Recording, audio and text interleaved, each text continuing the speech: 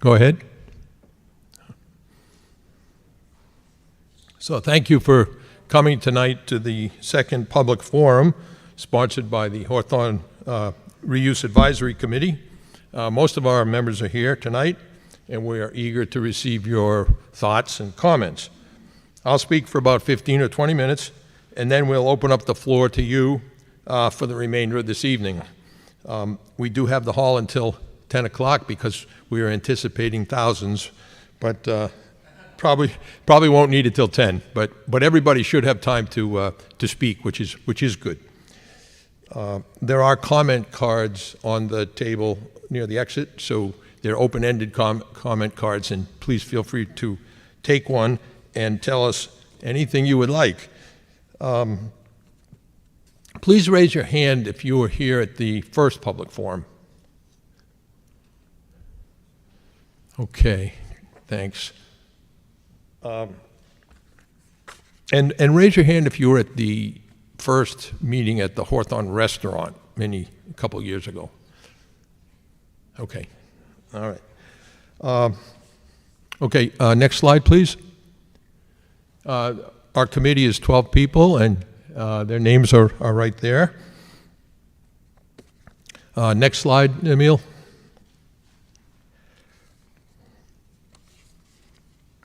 So this all started with the Warren article in June of 2022, and at the last forum I read this whole thing through. I won't do that tonight as it would really duplicate things, but the main takeaway from the Warren article is that the use of this site, and this is the single Hawthorne site, could be for its current use as a restaurant or any other purpose authorized by a future town meeting. So it is fairly open-ended if a public process is held and we go back to town meeting. The other requirement from the town warrant article is that there be public access along the coastline regardless of the plan that gets selected. Most of you probably know that our committee came out of the sort of failed or incomplete process with HDR. I'm not going to review that again. I reviewed it at the last forum, but the townspeople in general weren't pleased with the outcome of that process, it being a public library and it seemingly coming as a bit of a surprise to people who had participated in that process. So in response to that, the select board appointed our committee and asked us to create a recommendation for the single site plan, and then they'll take it from there. I will speak in a minute about the possibility of a double site option. Next slide, please. I won't read that mission statement through. But the important highlights of it are the site analysis, goal setting, alternative development plans, and building a consensus. I did read this through completely at the last forum, and I imagine that I'm hoping by now that the townspeople understand what it is we're doing and what we're going about. The committee started in mid-March and has held 12 meetings, every one of them open to the public. We have done a lot of work. The committee has educated itself on a wide variety of issues. We have looked carefully at the Humphrey Street context and the history of the street and the site prior to 1967, which is the year the Hawthorne was built.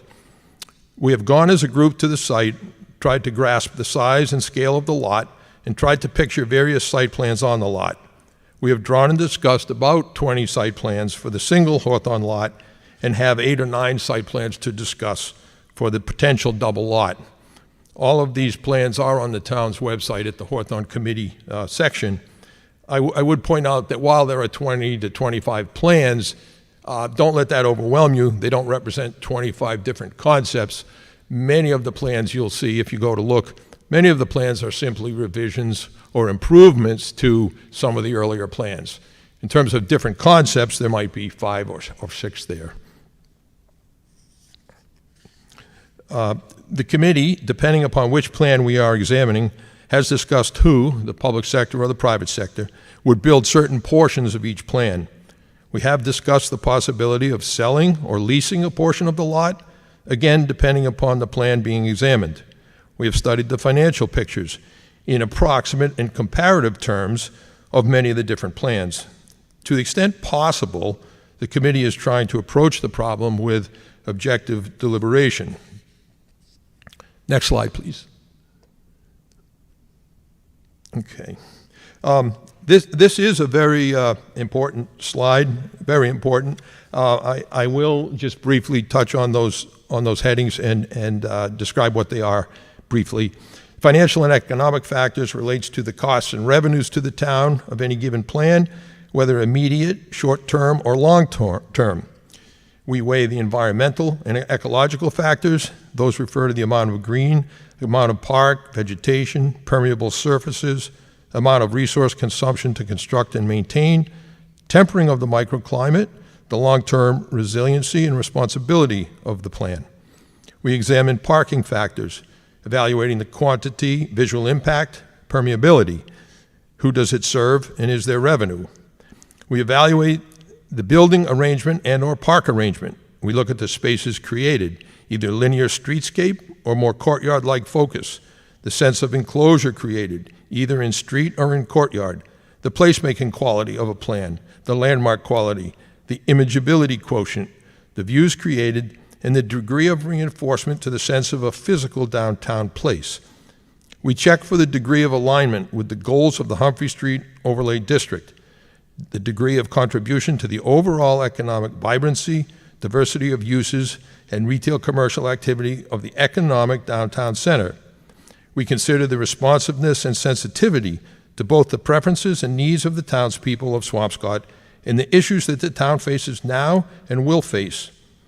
Finally, we weigh the timing, doability, and realism of the plan, which consists of the degree of clarity, the simplicity, the complexity of the plan, and we identify the sequence of events and the players involved to execute a plan.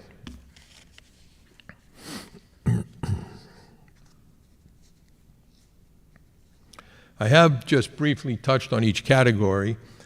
There's really much more that could be said about each, and in our committee meetings, we do discuss all of these issues at much greater length. To the extent possible, we hope we are modeling this approach for the townspeople. It's very important, we think, and we encourage all of you to keep these factors in mind. Keep these factors in mind when you think about which plans you like and which plans you don't. Think about what does each plan achieve or not achieve.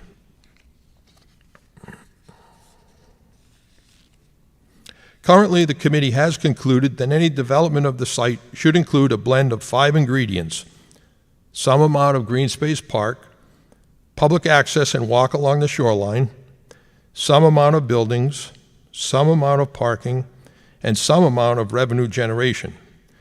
The amounts and arrangements of each of these considerations has yet to be determined.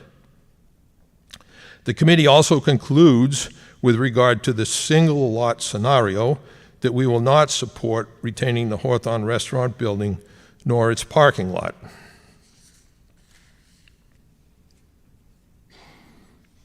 The committee is nearing completion of its review and analysis of options for the single lot scenario. After the committee in the near future makes its recommendation for the single Hawthorne site, we'll turn our attention to what possibilities exist in the 2-lot scenario in the event that the town purchases the church parking lot and also gains access to another parking lot on Blaney Street in the event that the church school is demolished. In a few minutes, we will look at some of the double site plan options. But first, let's look back quickly at the 5 plans that we showed at the last forum and briefly refresh our memory of them. Emil, the next slide, please.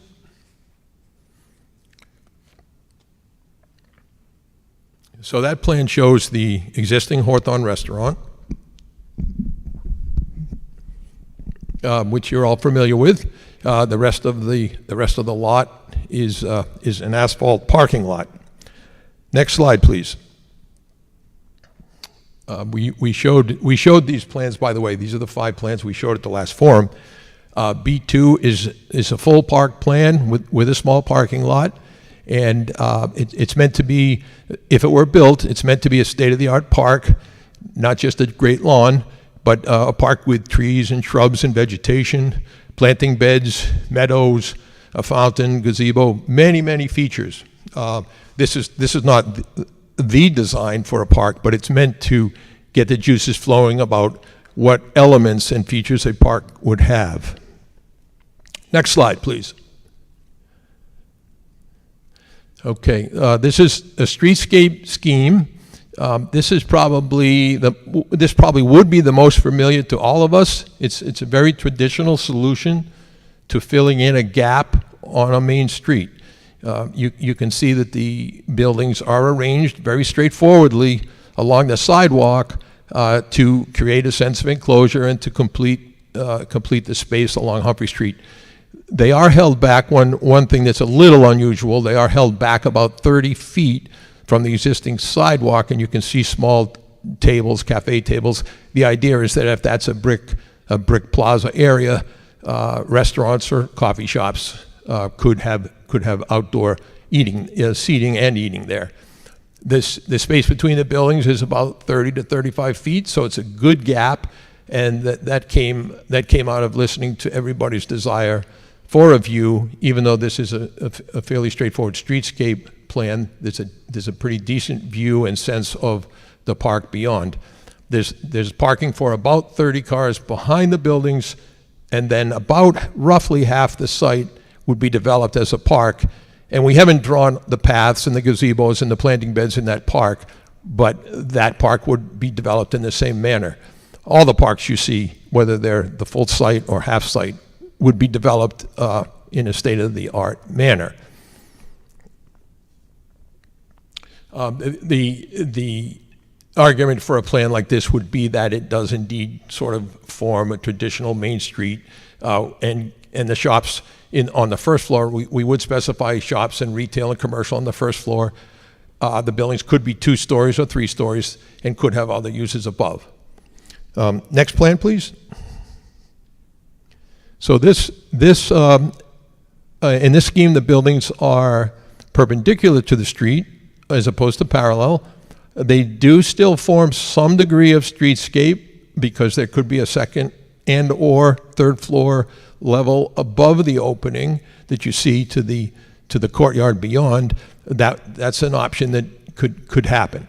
But the idea behind this is that the town square or the public square is between those 2 buildings, and those buildings would again have first floor retail, commercial, and above could be other uses. And as far as the heights of the building, again, they could be 2 stories or 3 stories. The park beyond, the courtyard is open to the park beyond, and there's a large view.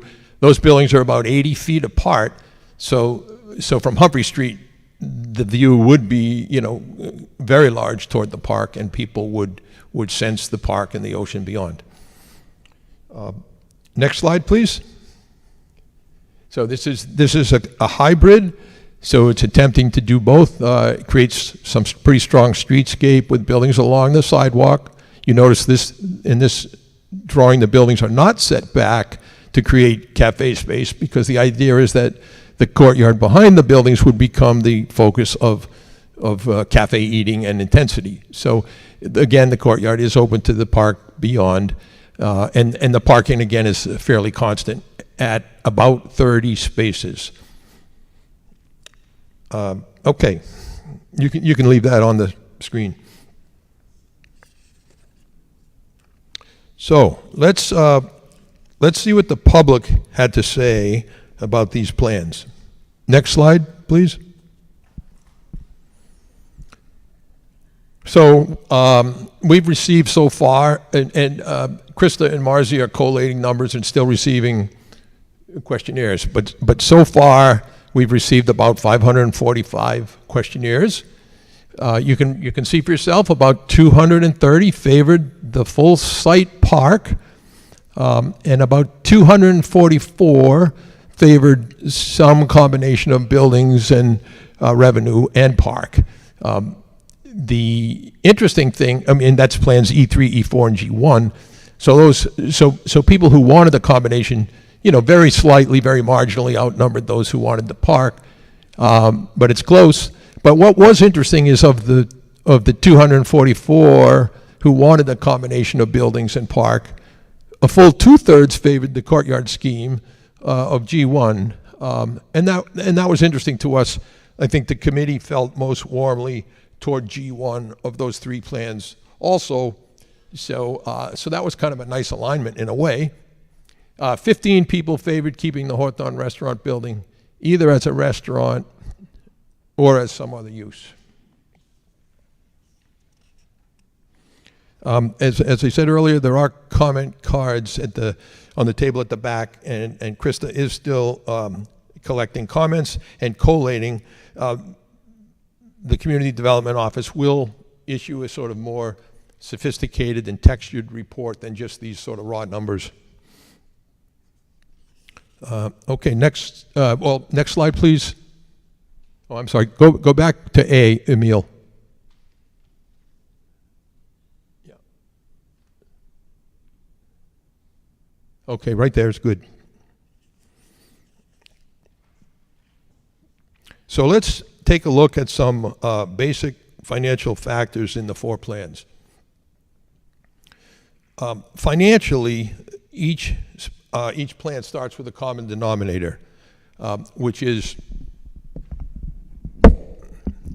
the Hawthorne restaurant and its parking lot would come down for any one of these four plans, whether it's the park or the buildings. The cost to remove the Hawthorne building and the full parking lot and prepare the ground somewhat, leaving a fairly rough graded site. The cost to do that would be about $650,000, and that's a good number based on real estimates. So $650,000 would be town cost, public cost, and every plan would start, in a sense, saddled with that cost. So that's a common denominator in terms of financials. Okay, next slide. Okay, so to build a full site park on the site, as shown here, with parking and features and amenities and the items we've spoken about, not just a lawn, the cost to do that would be about $7.5 million. So if you add the $650,000 for the demo of the Hawthorne to that, you could use the rough number $8 million for B2. It's an $8 million charge to build B2. Give or take a couple $100,000. In addition to that, the maintenance for that park every year would be between $35,000 to $40,000, and that's every year. That plan of the park by itself doesn't directly generate revenue. There's nothing about it directly that generates revenue, but it certainly can be argued that if the plan were to draw lots of people to the site, the additional people in the area might add to the patronage of the surrounding restaurants. But that's the only revenue piece of B2. Okay, next slide, please. Now, to develop plausible costs and benefits on plans E4, G1, and E3, that's this one and the other, the courtyard scheme and the hybrid, requires making certain assumptions. The revenue for any of these three plans depends on the square footage totals of the buildings. It depends on the uses within the buildings and the portions of the site that are private versus public. Building uses matter because we tax commercial property at almost double the rate that we tax residential property. So the exercise we're doing here is not to give you precise numbers, but it is to give you reasonably accurate orders of magnitude so that we have some idea of what we're looking at in round numbers. Now, for cost estimating purposes, to keep it a little simpler than it could be, I'm going to tell you some assumptions about E4, G1, and E3. And Emil, just scroll quickly through the next two and then back. So there's E4, there's G1, the courtyard, and the hybrid. So, yeah, you can leave it right there. So those three plans if we assume that each of them has 25,000 square feet of building, which is reasonable. It's a little light, but 25,000 is reasonable. And we say that the first floor in all the schemes, the first floor is devoted to retail, commercial, and shops and restaurants. Then we can say that the property taxes generated from those buildings would be in the neighborhood of $200,000 a year. If the total square footage was raised to 35,000, again for all three plans, doesn't matter which one. Emil, can you go to the next slide, please? No, the other way. Right, hold it there. So again, this is a different building arrangement, but to get cost estimates, the arrangement doesn't matter, it's the total square footage. So we're going to say that, again, this is 35,000 square feet, as are the other two. If the total square footage is 35,000 square feet, then our committee estimates that the property tax from that size would be approximately $300,000 per year. The other, no, questions will be at the end. The other revenue generation from these three plans would come from either the town leasing part of the property to a developer or selling a piece of the land to a developer. The town is not a developer, the town is not a general contractor, so it isn't likely that the town would want to take on building these buildings. You know, it's just not what municipalities do. So one way to skin the cat with all three of these plans that have buildings would be to lease. You know, you could draw a line at the edge of those buildings where the park starts and lease the front half of the site to a developer or sell it outright, and we don't know what the revenue would be, 1 million, 2 million, 3 million, we don't know. And then a developer, you know, following the contours of an RFP that the town would write carefully and include, you know, conditions and qualifications, and then it becomes a negotiated process so that the town gets, you know, what it's wanting. Then that revenue would occur. There is a cost to these three plans. Each of them has roughly 50 or 55% of the site. I'm sorry, 45 or 50% of the site as park. So you could call it the back half of that site. That would cost approximately $4 million to build. So while these plans do generate some revenue, they do have a cost. And if you think about it, it makes sense that the $4 million number would be valid. It is roughly half the $8 million for which we have estimates on. So there is a cost to each of these as well. The revenue is larger perhaps than the costs, and it's certainly a contrast with the full park plan.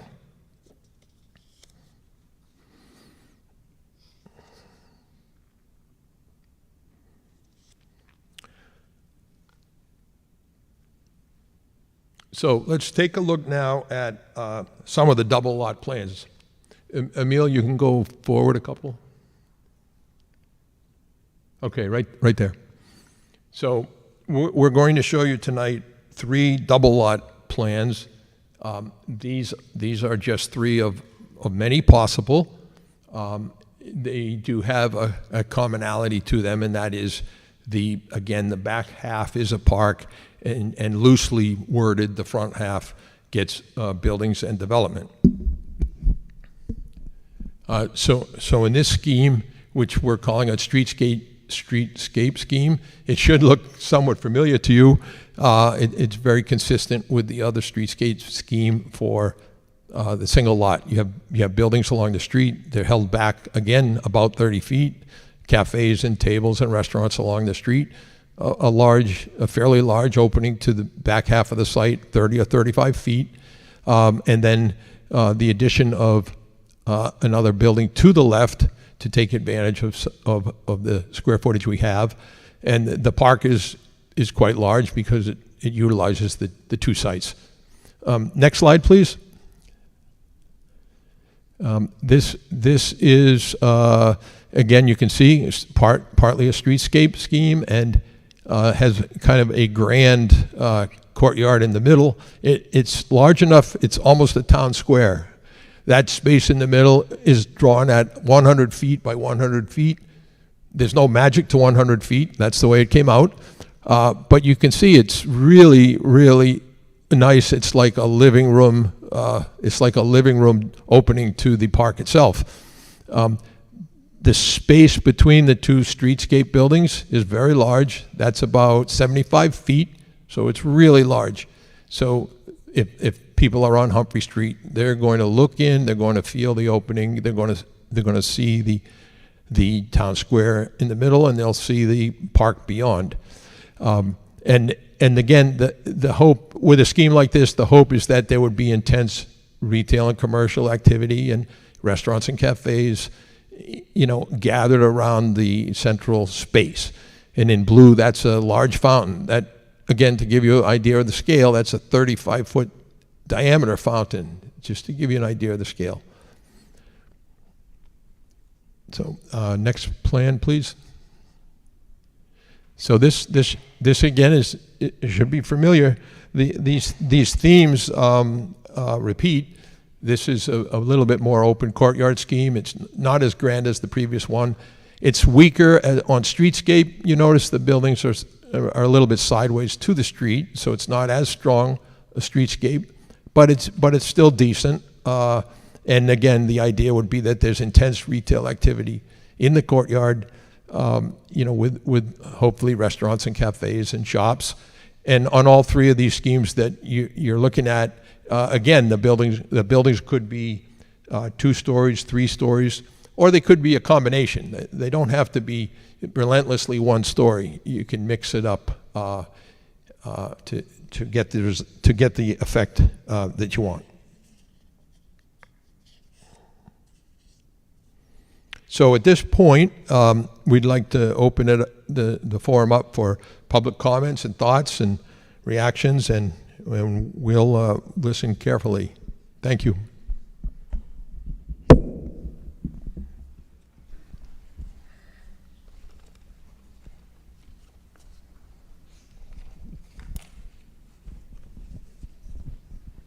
Are you going to call on people, or should I just give the mic out? Oh, it would be better if you'd call on them, because you have the mic. Okay. And could we just ask for your name when you start, please? All right, so say your name and address. Anita Farber Robertson. I live on Puritan Road. And the question I have is, you did not mention what the cost of maintenance would be if we had a park only with no revenue stream, the difference between what the continuing cost to the town would be? Are you asking what the maintenance cost for a full park is? Yeah, well, I'm thinking, It's $35,000 a year for a full park, roughly. Okay, and we have no offset revenue in that. That's right. There's no revenue with the full park, other than, there's sort of a synergistic revenue, I suppose, right? If a lot of people are coming there, then hopefully they buy a pizza across the street. So, but the park itself, It's 35,000 is what you estimate. 35,000 maintenance per year, roughly. Thank you. Yeah.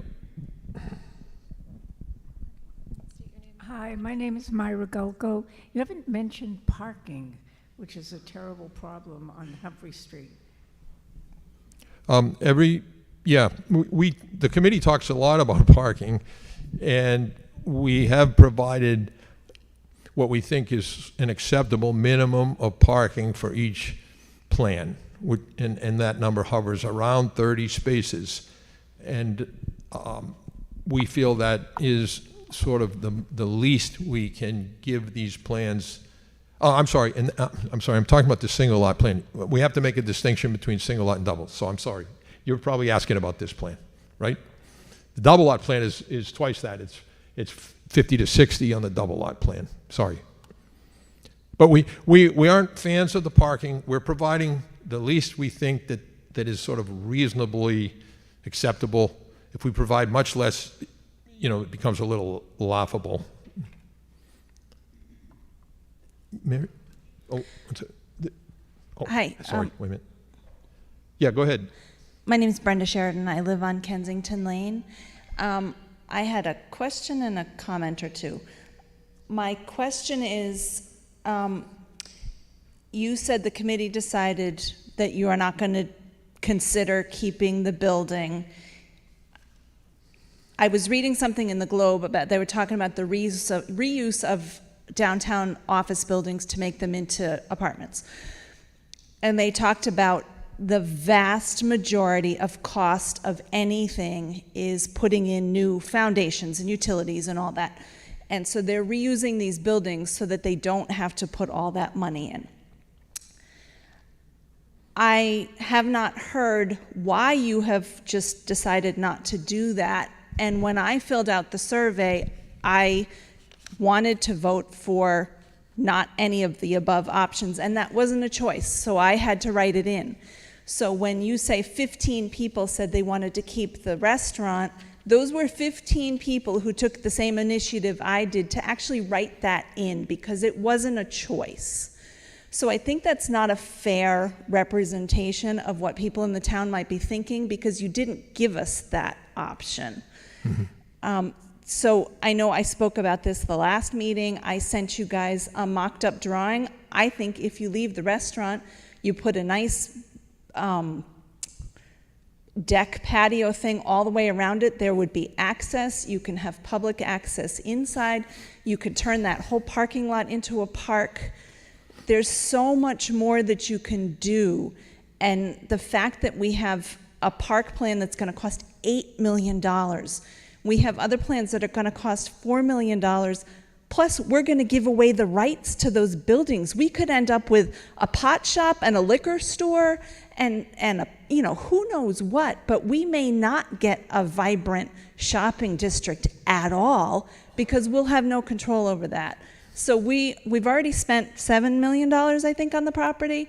We're talking about doubling that and then having maintenance. I look around at our parks right now, and no offense to the Department of Public Works, who does a really good job in this town, but our parks are not well kept up. We've got not broken, but rotten railings all along Kings Beach, Eisman's Beach, Fisherman's Beach. We've got all these beaches with places to sit and look out over the water, and they're not maintained.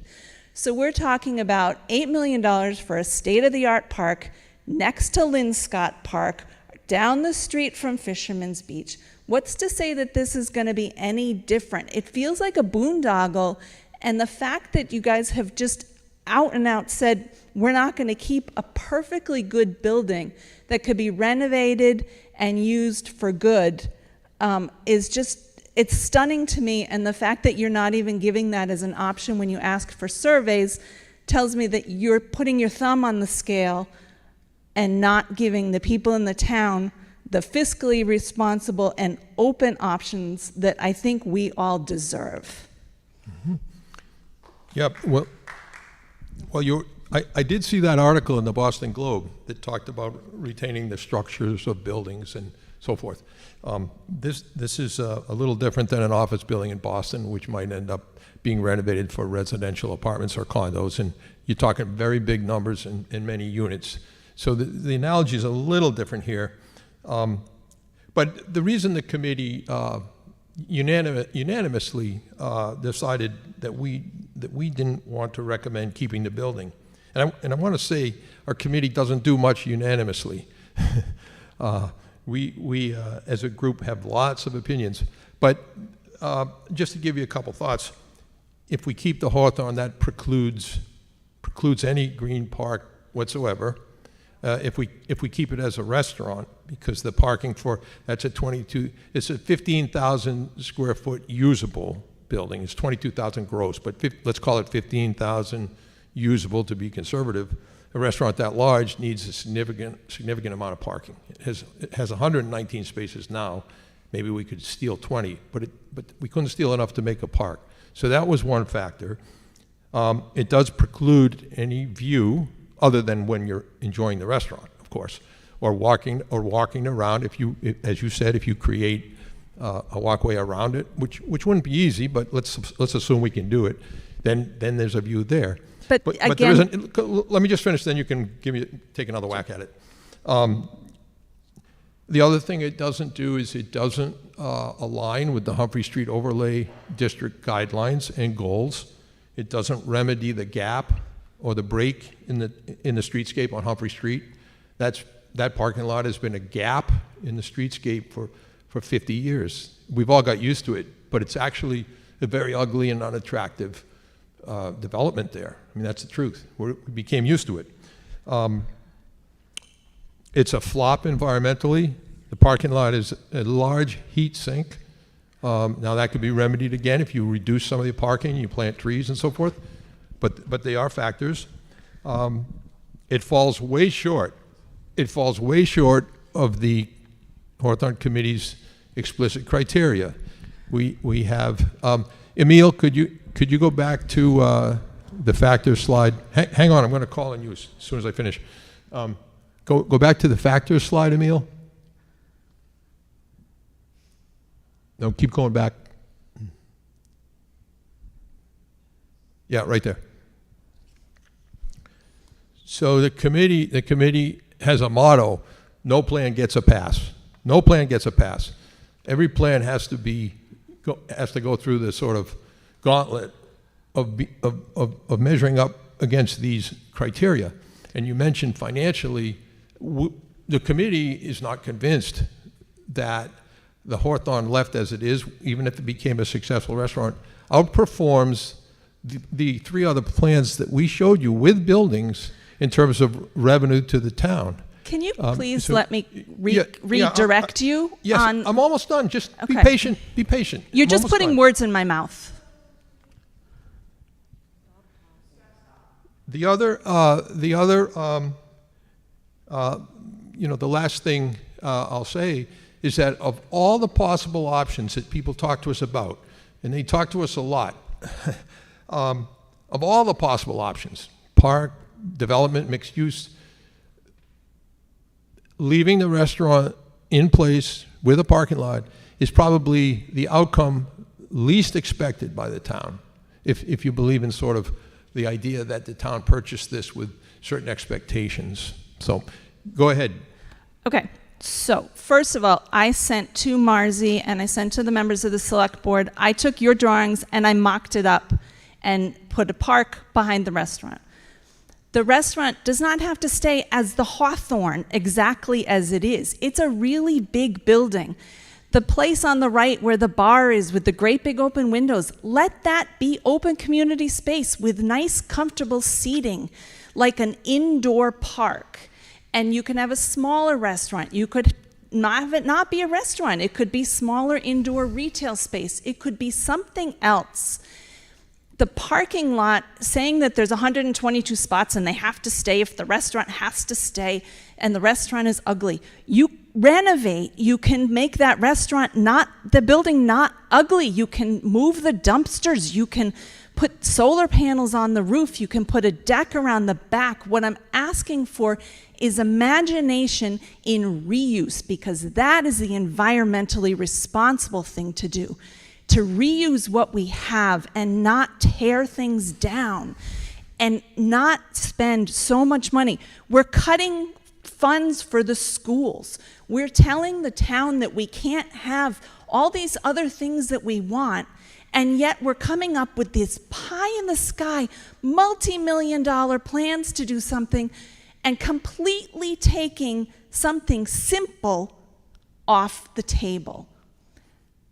That's what I'm asking, is for you to reconsider something else, not just leave the Hawthorne as is. Nobody wants that. Nobody's going to vote for that. But when you look at that schematic of how big that restaurant is, it's massive. There's a lot of space in there, and it could be used for different things. I think when we have things like the farmer's market gets rained out, or somebody's getting married in town and they want to get pictures by the ocean and it's raining, well, maybe it would be nice to be able to go inside to a public venue with these great big beautiful windows. I went to the Hawthorne Hotel in Salem today for lunch, and when I was finished, I went and sat in their lobby in a nice comfortable chair, and I was able to sit and write for an hour in a public space. We don't have that in this town. I went to the senior center last week. That's a wonderful space. It's not my space. I don't consider myself a senior, and that's not my space. I'm not a veteran, so I don't go to that space. I don't have children, so I don't go to the schools. I don't sit at the playgrounds because I think that would be thought of as weird. I don't do those things. There's so much money and so much resources put into this town for very specific groups, and you leave out those of us who don't meet those criteria, those of us who can't afford to go to the Mission on the Bay, who can't afford to belong to the yacht club, who can't have an indoor view in the winter of the ocean. It's unfair. Thank you.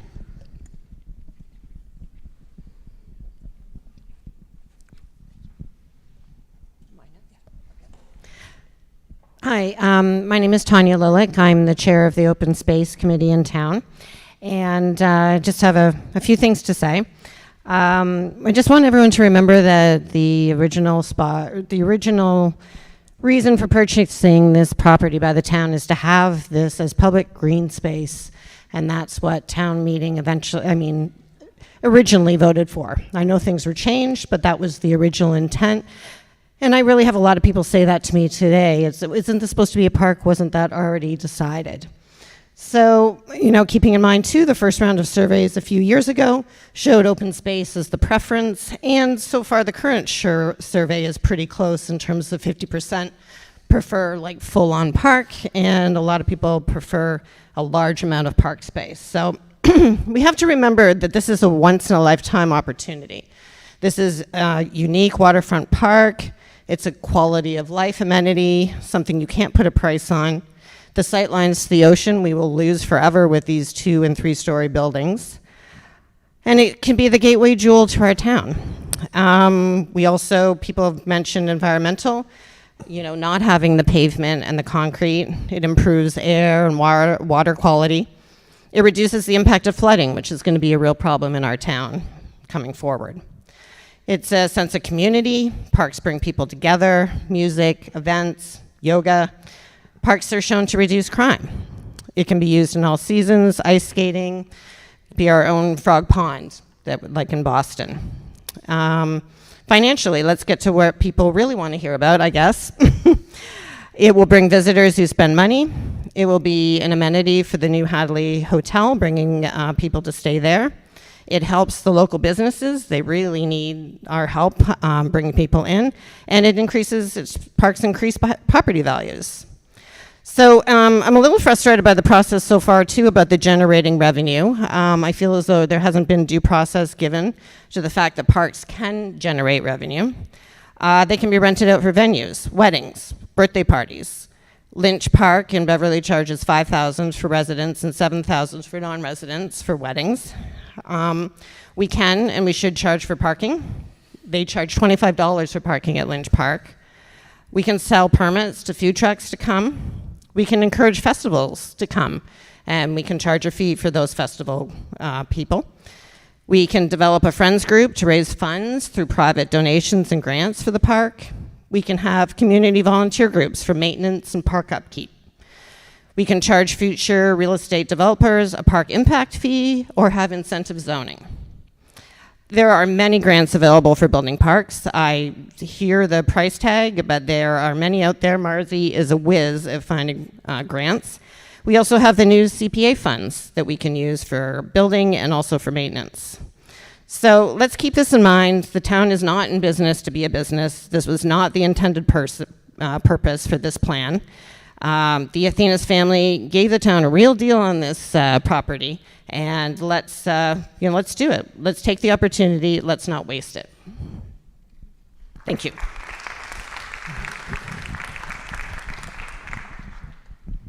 Hi, I'm Jennifer Dorsey, and I had a question about the slide that mentions the choices, that neck and neck horse race between some people wanted or thought they wanted this one and some people wanted this one. Emil, Emil, can you put the comment slide up, please? Yes, thank you. So I have worked on public projects before, and I know how much work it is. So I'm sure you guys are not looking for more. But my question is, would you consider doing another survey? Because, as an example, at this meeting a month or so ago, there was no mention of how tall those buildings would be at all. And now tonight I'm hearing 2, 2.5, 3 stories. That changes my response to that survey, because I had said, oh, I could envision some nice little 1-story buildings with a park behind it. But I now rescind my vote, knowing that it could be a 2 or 3-story building. So if you did another survey, first of all, it adds more data, which is always good from a marketing perspective, but you could also add on this woman's option over here, so that we could finally see if there, how many people in town align with her, and you could ask more questions. Would you be opposed to 2- and 3-story buildings? Or would you like this version with a 1-story building? Yeah, that's something I could talk to, I'd have to talk to Marzi and Krista about that. I mean, it sounds like a good idea. So we'll talk about that in the community development office and see if there's a way to do it. Mm-hmm.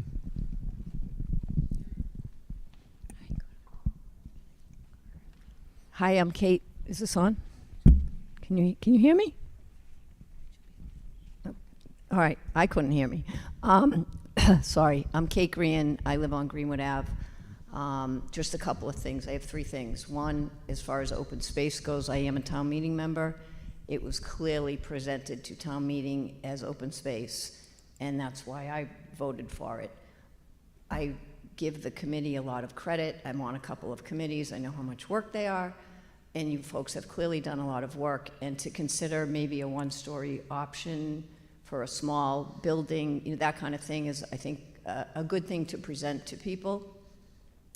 The second thing, I'm a little confused about the 1 lot, 2 lot, and if you could give us an update on what are we kind of voting on, is, what are the possibilities of having the 2 lots, because that changes how I view it.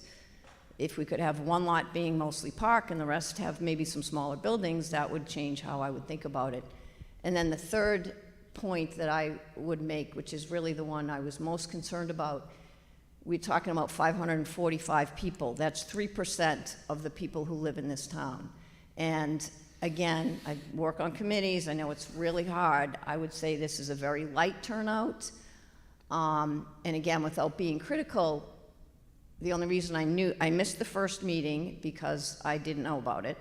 I knew about this one because I happened to see it in the item. I'm a town meeting member. I haven't gotten anything about surveys about the property or what's going on.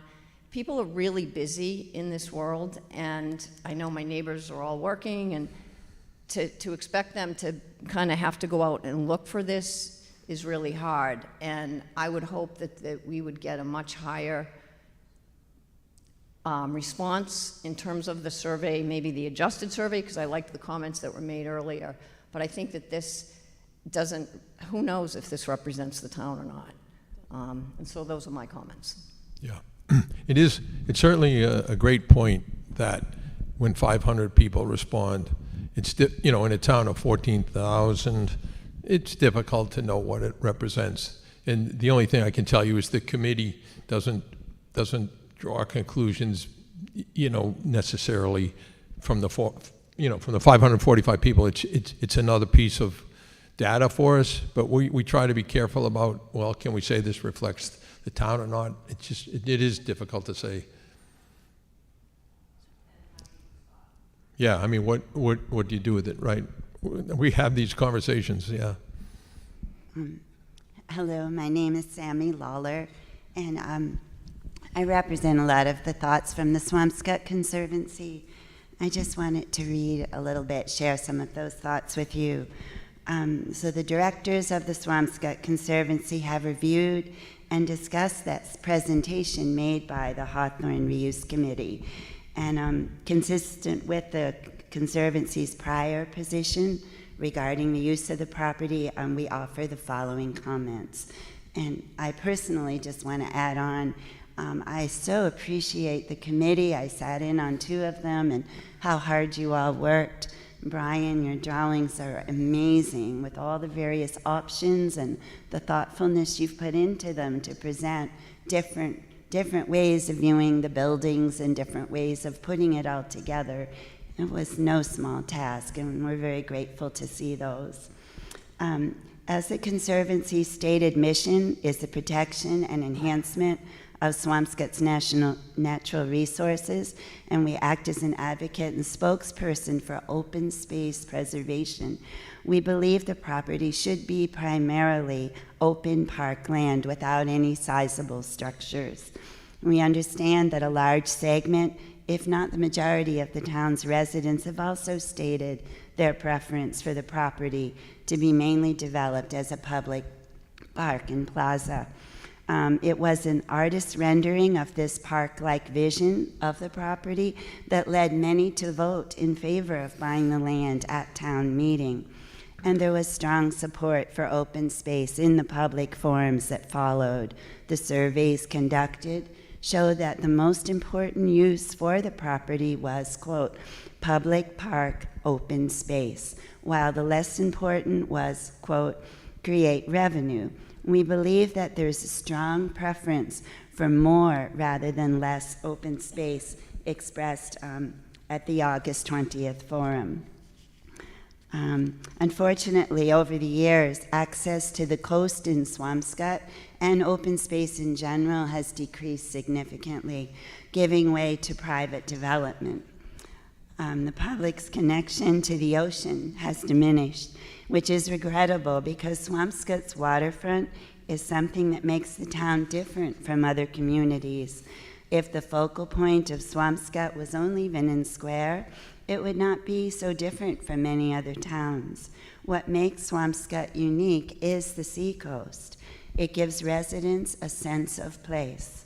What better way to secure and enhance that connection than by creating an oceanfront park at the gateway to the town, one that allows unobstructed views of the water and could include, among other things, as you showed, Brian, in many of your drawings, terraces, native plantings, gardens, play structures, maybe a stage area for performances, and of course seating areas to enjoy the spectacular views of Nahant Bay.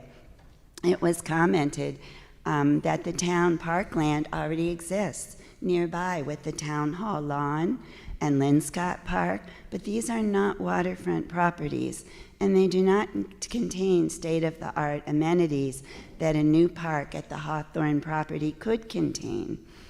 It is also not true, as has been suggested, that the park would be limited only to warm weather use and that an indoor structure would be necessary for year-round use.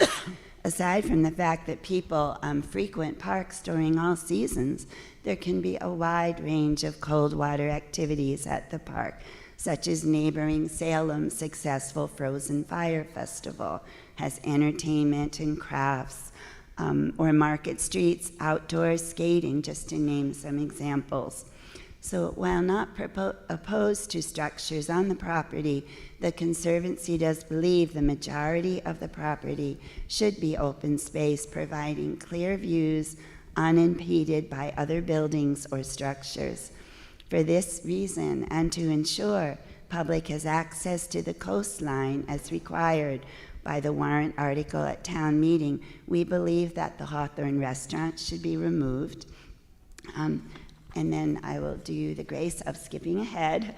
The part that I love best is talking about Olmsted.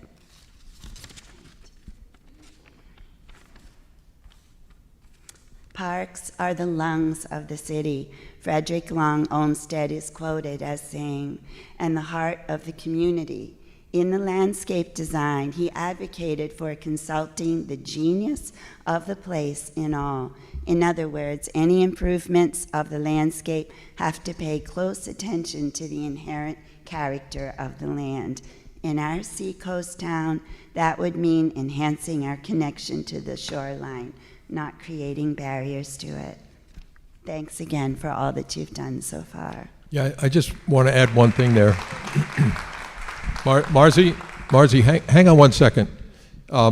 Oftentimes, people comment about Frederick Law Olmsted, and claim that he'd want to park here.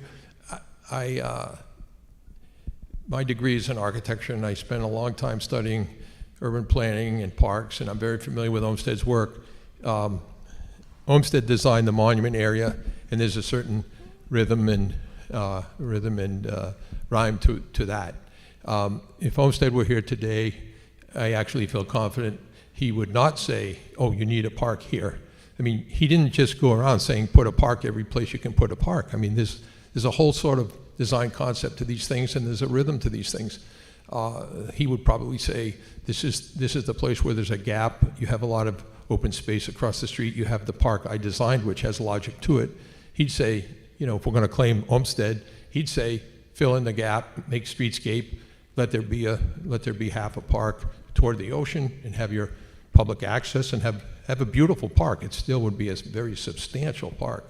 But you can do more than one thing, and I think really that's the approach our committee has been trying to sort of find a way to get to. Let's do more than one thing. Let's fill in the gap, and let's create a memorable downtown. So that's sort of been one of our goals. Thanks. I think I've got the. Do I turn this on, or it's on? My name is Cinder McNerney, and I just want to point out, a couple years ago, I thought it should just be a park, and it shouldn't have anything on it, and it shouldn't be a loud venue. It should be a nice, peaceful venue. And I completely changed. I haven't changed my mind with regard to not wanting a loud venue, but I have changed my thought about whether or not it should just be a park only. And let me talk a little bit about the finances. First off, at one point, that area was sort of like the elephant in the room, and nobody was talking about it. And then we did buy it, but we haven't paid for it yet. We bought it for $7 million, but we haven't amortized that cost yet. And we're going to have to, let's say we pay that back over 20 years. It's going to cost another $5 million for the interest on that $7 million. If we do renovations for $8 million, it's going to be another $5 million on top of that of interest costs to pay that back over 20 years. Right now we have an opportunity. It's the next elephant in the room, and we really haven't explored the opportunities. It's the empty lot next door. And what we could do, we've seen 2 drawings, and I agree we should see a drawing with the Hawthorne on it. But I think that, if we buy that, and I'm not sure what the cost is, but there'll be that cost plus the interest on that. And yet that seems to me offers the most opportunity for the future of the town to buy that lot and add it to what we're talking about right now with the lot that we've already so-called bought, haven't paid for, but bought. And then when you add all that up and you start thinking about it, and you have the extra land, then you've got even more opportunity to consider whether or not something should produce some revenue on that space. And it wouldn't preclude the ability to have a really beautiful park and really beautiful views of the ocean, but it also would have the opportunity to produce some amount of revenue to offset it, but so that we can have it all. And I think that we need to see some drawings that reflect that opportunity and spend more time on that than on the single lot, because if that is a real opportunity to get our hands on that second lot and add it to the first one, then that really opens up what we should be thinking about. But I can't imagine that when you consider the interest cost of what we would be borrowing to get all of this done, that we should consider and be open-minded toward something on the lot that would produce revenue. And what's the most opportune, what is the best opportunity? I mean, we do have a winter months, and we have to consider if a restaurant can basically produce that revenue, and without it taking away from the opportunity to make a lot of park land right there. So I think that we should be looking very closely at the second lot and the 2 lots together, and kind of rethink and open up our minds toward that opportunity. Yeah. That's all I have Yeah, to say. the committee is anticipating wrapping up its work and focus on the single lot, hopefully in the next meeting, the next single meeting, we hope to complete it and then move to examining the double lot scenario. Chris Howe, Lexington Circle. Could you pull up the page that has the article that town meeting voted on? Yes, Emiliano, it's the first, or it's near the beginning. Yeah, there it is. So I just wanted to have it rewritten because there have been some statements that this is what the town voted for open space, but I think if we read into this, it opens up for open space and other options. So it really has to, you know, we were buying a piece, the town was buying a piece of property with the hope of improving the downtown area. Open space, yes, but there's a lot of other options there. Yeah, our committee agrees that, our committee spent our whole first meeting debating this issue, and then we did agree finally that it's fairly open-ended. The only requirement is that there be public access along the coast, and that any other, you know, any use goes back ultimately to town meeting for approval. But the committee didn't feel constrained that it had to be a park, according to the article, according to the warrant article. Hi, good evening. My name is Nancy DiGiulio, and I am a part-time resident of Swampscott. And I actually made a buying decision to buy a unit at the converted convent on Blaney Street after having gone to a few meetings when the Hadley School was going to be redeveloped by various investors who are providing presentations. And the one that we ended up picking, Clearview, I believe Charles Mallory indicated that he would be very happy as a developer to help us look at the Hawthorne area and give us concepts and ideas of how that could work. And I'm not sure we have explored that because municipalities working with investors and people that do this all the time, I think it truncates the process a little bit. And knowing we want open space and potentially revenue space, I think perhaps that's something we could explore. Thanks. Hi, my name is Laura Wayne. I'm very excited about the open space in the park, just saying that in general first. Before tonight's meeting, I was very pro B2, and I was like adamant about that after every meeting. And then hearing the numbers and seeing the cost of how much it's gonna cost and seeing what the revenue would bring in was like an aha moment. It made me realize, okay, that is smart to have a mix of the park and the revenue. But I'm curious if it would be helpful for people to hear what that revenue would go towards in the town. So would that pay for, obviously, the construction of the park and the maintenance of the park? But then after that, what would that money go towards? Like, would that help with lowering taxes? Would that help with fixing sidewalks? Like, what would that revenue help the town with? Well, this state law, if the town did an RFP and either sold or leased, say, half the site, the sale price of that parcel, I think by state law, has to be applied to paying down the debt service on the $7 million, money that we paid for the site.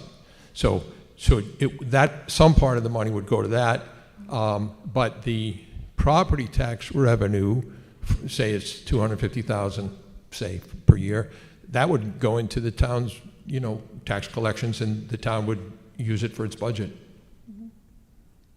And then one last question. When would the town know if it's going to buy or not buy the second lot? I don't know the answer to that question. That's in the select board's hands. Cinder, I'm coming. Oh.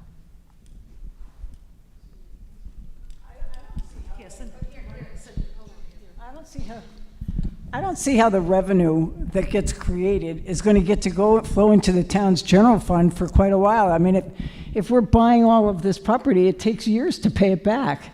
And you need to use the revenue to pay back that debt so that it doesn't undermine other services that the town is providing and the cost of that. I mean, if we don't do something that produces revenue, then we're going to have to fit inside the lower levy limit of Prop 2.5 or do more debt exclusions in order to afford the extra taxes to pay it back. Even if we get grants, we're not going to get grants and other kinds of offsets to pay back, especially if we want to seize the opportunity to buy the extra lot. I mean, that's the opportunity that's going to serve that extra lot and the existing lot that we've already got our hands on, the town's long-term, long-range vision of the real opportunity of that, all of combined space. But it's going to be expensive. It's more expensive than anybody's been thinking because nobody's been talking about the interest cost on any of that. And it's interest over 20 years. So I think that, all the revenue is going to go to pay all the debt. And when all of the debt is paid off, then we're going to have all the land and to enjoy it for our descendants and everybody else in the town. And we can enjoy it in the meanwhile, but we got to pay the debt as we go. Yeah, I do agree with that. I didn't mean to say I know how the town would use the money. I don't know how the town would use the money, whether it's $300,000 a year, $400,000 a year. It would be money that the town would have, and you're absolutely right. Maybe it would go to debt service. I don't know what it would go to. The only money that would be, I think, fairly directed is the money that would go toward debt service if we sold a piece of the land. But the rest of it would get used by the town as it knows best. Yeah. The other, I would add one thing. I've been using the numbers 200,000 to 300,000 annual property tax. That's for the single lot only. So our committee hasn't got to the double lot yet. We will very shortly, but it stands to reason that the property tax, in a ballpark sense, the property taxes we're showing anywhere from 50,000 to 60,000 square feet on a double lot. So the property tax values could, be roughly, again, I emphasize roughly, doubled. So it might be 400,000 to 600,000, just in very round numbers. So it's not small numbers if you put 50, 60,000 square feet of building on the site. But we haven't gone through that exercise yet on the committee in terms of double lot. My name is Matt Cobbett, Walnut Road. I had just a little bit of personal commentary and then a sort of question around some of the financing and fiscal numbers. I just want to add my voice to the group in favor of predominantly open space with minimal structure. I do feel like when structure begins to happen, it creeps. And if you look down Humphrey Street and the changes that we've made to Humphrey Street over the last 20 years, particularly some of the condos further down, we've built what amounts to a little bit of a canyon. The developers are going to, obviously try to get as much as they can out of the property. And that doesn't necessarily leave spaces between buildings or height that you can still see the ocean. I'd love not to have that happen at this part. End of Humphrey Street. It is the gateway to Swampscott. Can you speak into the mic a little bit more? Sorry, I was getting feedback. So, oh. So I just think we shouldn't, if we can help it, we shouldn't squander this opportunity. It only comes along once every 50 or 100 years.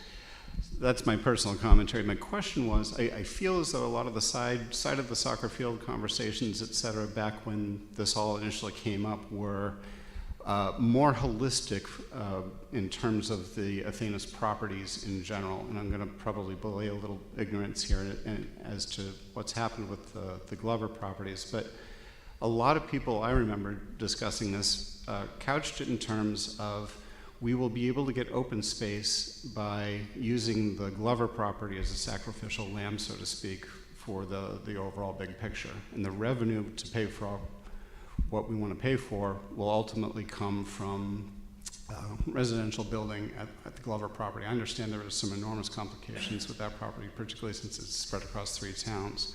And I've honestly lost track of what's happening there. But is there any truth to that notion where we could look a little bit more holistically? I understand this is the Hawthorne committee and not the Athena's Properties committee, to looking at ultimately using Glover to pay for some of the things and perhaps even then some on the Hawthorne property. Well, our committee hasn't looked at the Glover site at all. We haven't discussed it, and I don't think we know what's going on with the Glover property. So we have had no connection whatsoever to that.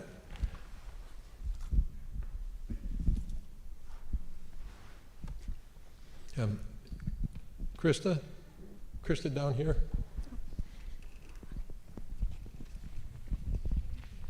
She's had her hand up. Don't forget her. Yeah. Hi, I'm Mary DiCillo. I appreciate all the work that the committee has done. It's trying to balance a lot of needs, a lot of viewpoints, a lot of opposing. People have different viewpoints on this. Hopefully, as this process goes forward, it becomes we went through this with the high school back in the day. This building that we sit in was very contentious 20 years ago. And, there were gives and takes on all sides. And this neighborhood took a huge hit during that period of time. And I was involved as a school committee member and with that effort. But so I think that to do this without any consideration for finances, when Senator McNerney just brought up the long-term, it's short-term and long-term cost benefits, and we tend to ignore some of the financial burdens in the town. We also have a middle school that's going to be in need of repair. There's just a huge amount of planning that needs to be done, and I'm delighted to know that we have a town planner now on board that can hopefully, welcome to her, can be looking at this, and I'm hoping that all of this isn't being done in a vacuum, and I can see that you've been calling on people, but I do think that there needs to be some realistic, on the one hand, you can't say that the schools are being deprived of school funds and yet not realize, which in fact the schools are going to be middle school. But then there's the reality of, so where's the give on all of this? Everybody's going to have to figure out what they want to do. My concern is on Humphrey Street, we were promised back when the Captain Jack's was taken down, and that had open views along Humphrey Street.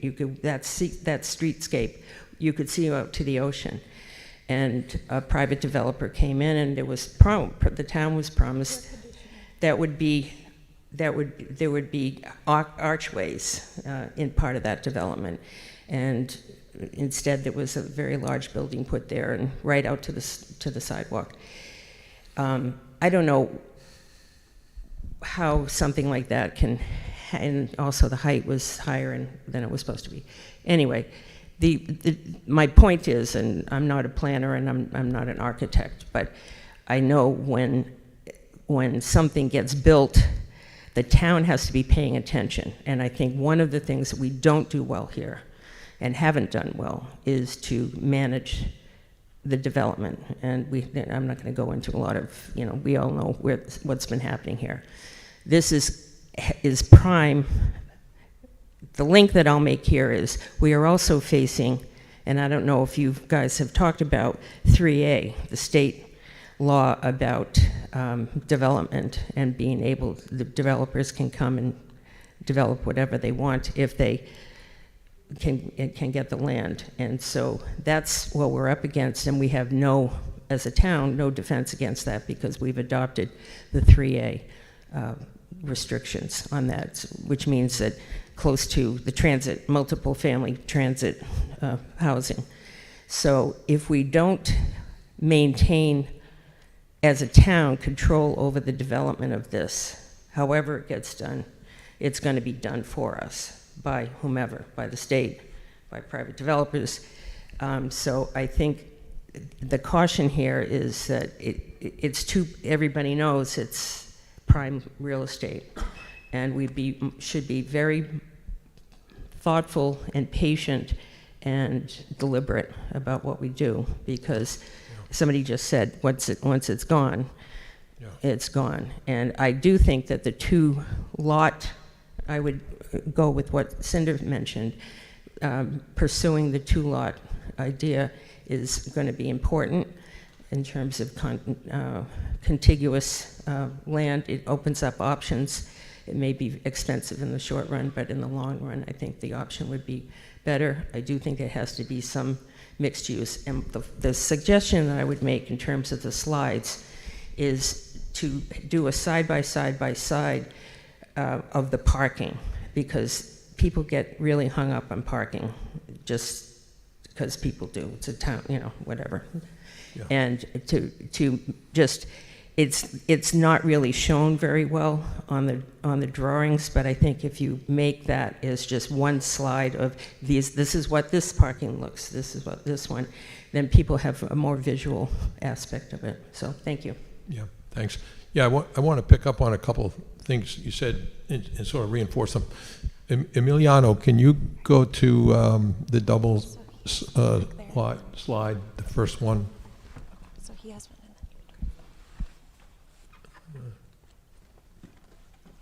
Go to the next one, please. Okay. So you mentioned finances. The committee is really excruciatingly concerned about the finances of any plan that we do. So I mean, it's not the Trump factor, but we are really concerned about it because we think the town has a lot on its plate now and coming in the future, as you mentioned. So we're really concerned about, analyzing any plan we recommend for short-term costs and long-term costs, and how do these things play out? How do the numbers play out? Because that's a very important thing. And then the second point you made, which I like very much, because we are concerned about it, is whatever plan the town does, if it's mixed use, if it combines buildings and parking, and park, it's a little complex because there would be a private developer involved responding to an RFP. The town is going to have to be super vigilant and super sophisticated in negotiating with a developer, before signing on the dotted line, and that can be an amicable, cooperative process. But we talk about it and we're concerned about it because, this is a pretty picture, right? It shows, a 60-foot opening between the buildings. It shows the living room to the park. I mean, whether this is the plan you want or not, if the town chooses a plan and goes into some RFP process, we would like to create enough conditions and qualifications that are reasonable, that would still attract developers, but that would guide them and create, guardrails around what could ultimately happen. Whether it's height, whether it's square footage, whether it's general arrangement of buildings, it's the number of parking spaces. Like, our committee is very aware that there's a long way from a picture to reality, and so we are very concerned. We think it would take a really sophisticated effort by our town to town officials to sort of pull it off, and so everyone could sleep at night and know that the final product would bear a fair resemblance to what the town signed up for. Again, whichever plan you're looking at. So. The parking here, since you asked about parking, I think that's probably about 55 spaces on that. The parking is on the right and the left. But thank you for your comment. These things are high on our mind. So, Margaret, Chris, did you want to have a mic for Margaret? Brian, Bill Demento, Precinct 6 town meeting member.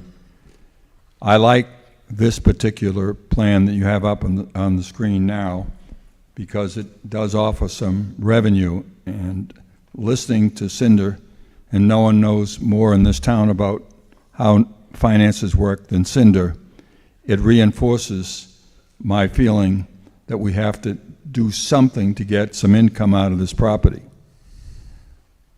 As to the second lot, the church lot, I look at that as it would be wonderful, but I can't understand how that could ever work, because for the church to sell that land, I believe the church has to close.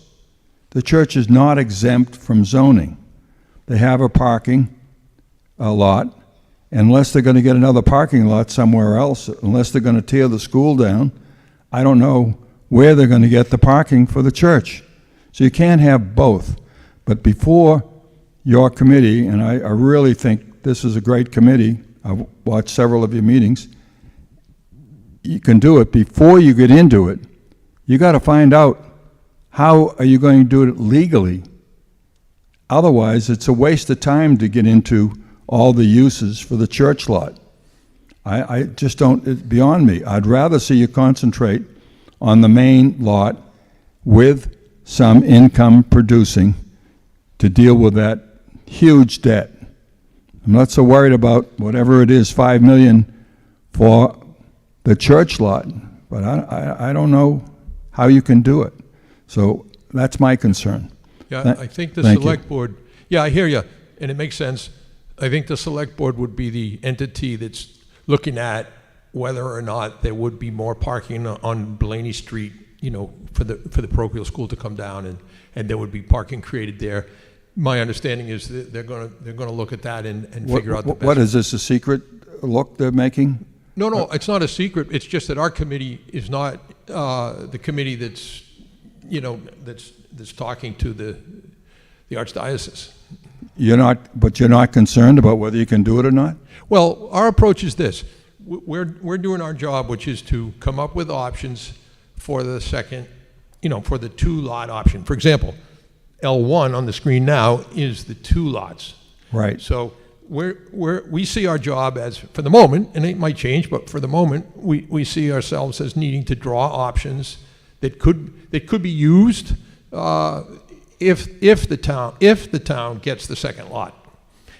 But maybe there's an assumption that, you know, that the town will figure out you know, whether or not that lot on Blaney Street is in play.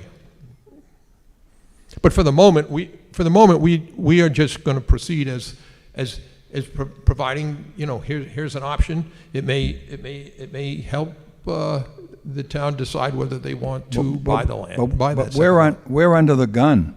How many years has it been now since we bought it? That can't stay at Anthony's restaurant at $2,000 a month forever. Something has to speed up the process here. I don't know. I don't know. Should you be considering things that are at this point a dream? You got to deal with reality. Well, our committee is nearly complete with the single lot. You said, you know, look at the single lot. You know, maybe one more meeting, we'll make our recommendation for the single lot, and we'll be done. I mean, that part of our work will be done, and then we'll turn our attention to the second lot, and we won't take forever. You know, we'll take a couple months, and we're done. And then it's information the town has, and it'll be, you know, the select board will take it from there. But we will have done what we could, and I got to say, I want to brag about our committee. We've done in 6 months 10 times the job that the consultant did, you know, in 2.5 years. So we're moving fast. Thank you. Hi, I'm Mary Jean Nevels. I live on Aspen Road. I have a couple, I'm right here. I have a couple Yeah, I was looking for you. comments and questions. So the comments I have, first of all, you're talking about the Hawthorne property as it currently exists and it sort of being a dearth. I kind of like having the open space there and the white picket fence with the Hawthorne's pretty flowers. I don't understand why that is a problem, personally. You know, why it needs to be filled in, I guess. So that's one comment. The second comment is regarding the survey.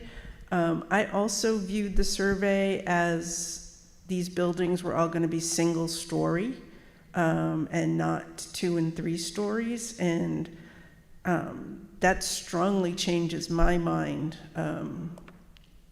I really don't want to see 2 and 3 stories there, so I think the suggestion about maybe another survey with a little more clarity would be helpful. And the sustainability of businesses along Humphrey Street. The properties along by Lincoln's Landing and there, the stores turn over very frequently. It's hard to keep a business in there, and we're talking about adding more businesses. Is it sustainable? I think people really need to think about that. Are we just going to be creating empty office fronts or empty store fronts that nobody really wants to rent? And then the questions I have. The first one is about the Hawthorne revenue. I understand now it's part of the town, but how much was the town collecting on the Hawthorne property before it became part of the town? So in other words, I'm trying to sort of, what was the revenue there versus what's the revenue we're going to get if we put stores there? Do we know that? Well, the Hawthorne right now pays $150,000 a year in property tax. Okay. It pays $24,000 a year in rent. So that's, and then it pays $2,400 for a license fee, liquor license fee. So that's about $175,000 per year at the moment. Plus, there is a relatively small food and liquor sales tax. I say relatively small now because the Hawthorne's not doing as well as it did, but maybe it's a total of $185,000 per year from the Hawthorne right now. It would have been higher, 10 years ago when it was booming. So that's something. The restaurants charge 7% on food and drink. 6.25% goes to the state. In each town, the town where the restaurant is gets 0.75%. So what you're saying is it would be, given the revenue on the stores that would be there, it's sort of a wash between what the Hawthorne was doing and what, because you said something about 250 right, no, or 300,000. Our committee believes that, like take L1 for example, this is the double site plan. We believe that the revenue that would be generated by these buildings, 50,000 square feet of buildings, beats the revenue generated by the Hawthorne restaurant. Let's say the Hawthorne contributes $250,000 a year. It does better. Let's say it does better, or it's a new owner. I mean, again, these are ballpark numbers, but we think Right. we think we can beat the restaurant revenue handily, and still create half a site park. And is that based on single stories or 3 stories? No, yeah, good point. That is based on a combination of 2 and 3 story buildings. I'm glad you asked me. Yeah, it doesn't happen with 1 story buildings. But I have a question for you because this would help our committee. We were a little puzzled that some people who commented, stated this preference for 1 story buildings and didn't like 2 and 3. Why do you feel that way when the rest of Humphrey Street is clearly 2 and 3 stories? Why the need to stick at 1 story? We couldn't figure that out. Because I think someone else made the comment about it feeling like a canyon. And you put 2 and 3 stories up and you've hemmed the whole street in. Okay. Where Captain Jack's is, again, we were promised spaces between the buildings and that didn't happen. And it does feel like a canyon. It feels like a big solid wall. Yeah. Going along there. So I understand your comment. Of course, the Concordia, which is what you're referring to, that's 4.5 stories. So that's not 3. That's 4.5. So that's one difference. But that's puzzling because small town streets across New England are 2 and 3 stories routinely, and the streets are sometimes less wide than Humphrey, and it doesn't feel like a canyon. I mean, if you go to Melrose Town Center or Concord Town Center or Newburyport Town Center and you walk up and down those streets, they're charming. They're totally charming. But they're not brick actively two-story and blocking three-story buildings. So, they're not actively blocking a view of the ocean that we could have. but well, otherwise. let's stick with canyon thought, and then we'll go to the view. So, isn't that a refutation of the idea that it feels like a canyon? In fact, nobody who goes there says this feels like a canyon, because the street, Humphrey Street is, my God, it's not narrow. It's probably 90 feet from building front to building front. So the scale of a three-story building on each side, and you can check this tomorrow by walking down Humphrey Street. There's plenty of places where there's 2 and 3 stories on each side. It just simply doesn't feel like a canyon. So that we're having a hard time with that. Just so you know,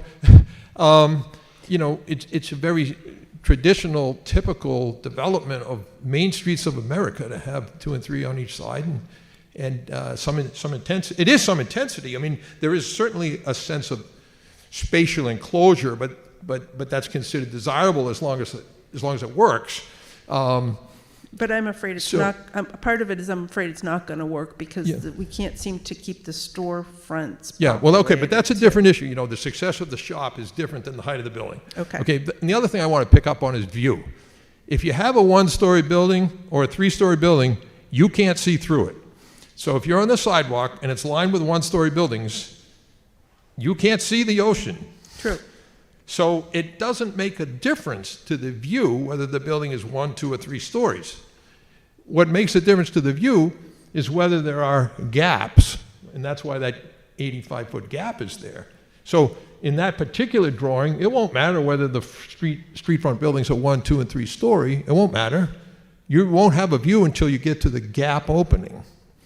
So this is sort of important because these are really fundamentals of town planning. And believe me, everyone can prefer 1-story buildings if they want, but you just have to be harder about why you think you like 1-story buildings, because you don't have a view. So, yeah. Okay, sunshine. So sunshine is a very good one. Our committee is very aware of where the sun comes from on this site, and we've talked about sun shadows. On this drawing, north is not up, south is up on this drawing. So the southern light comes from the ocean side. So if you have 3-story buildings along Humphrey Street, and you see there's cafes, they're set back 30 feet, the cafes will be in shadow for sure, the street side cafes. During the summer, that's of course desirable. The street itself won't be shaded. In the summer, the sun is very high. So when architects do sun studies, they also look at the sun at different seasons. So now it's it's middle September, so the sun starts to be a little lower, so shadows get longer. But again, Humphrey Street's very wide, so you can test this out yourself. I mean, walk down Humphrey Street on the southern sidewalk. Walk down at 2:00 in the afternoon and tell me if you think it's not bright. So I've taken up much more time than I planned. I just have one more question that I think is important to me anyway. What's the process? So you're going to come up with one recommendation, it goes to the select board, what's the process? I guess I'm open-ended. What's the process? Our committee hasn't decided exactly whether we'll rank a couple or 3 plans and maybe send 3 plans, but sort of with 1, 2, 3, or whether we'll just send 1 plan. This is our strong recommendation, and here's the plan we like. The committee has to decide that, but whatever that decision is, 1 plan or a couple, we send that along with a report. Because we're going to explain our choice. It's not just a plan, and talk about it, and then we'll send it to the select board, and at that point, it will be up to the select board, to decide what they'd like to do. I mean, we are just sort of an advisory. We're giving like our opinion and advice. We're hopefully reflecting the town, but the select board is really the ultimate decider. Yeah, ultimately it would. Ultimately, I don't know how soon, but ultimately it would. Yeah, because it's it'd be a plan and the use that would be required, town meeting would be required to vote on it. Yeah.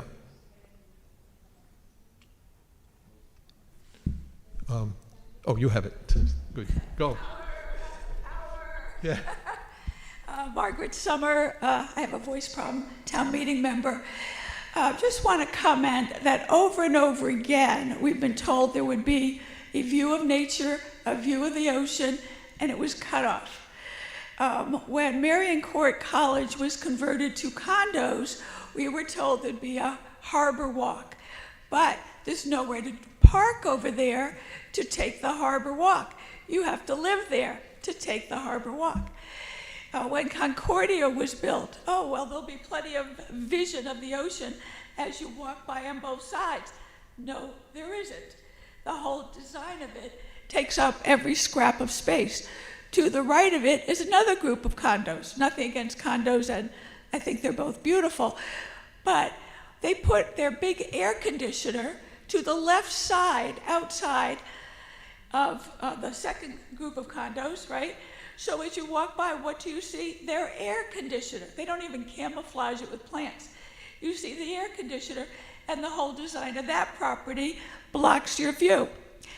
Up the hill from there, all the neighbors, all the neighbors there had an ocean view, and when you'd walk in that area from up on the hill, you'd have an ocean view.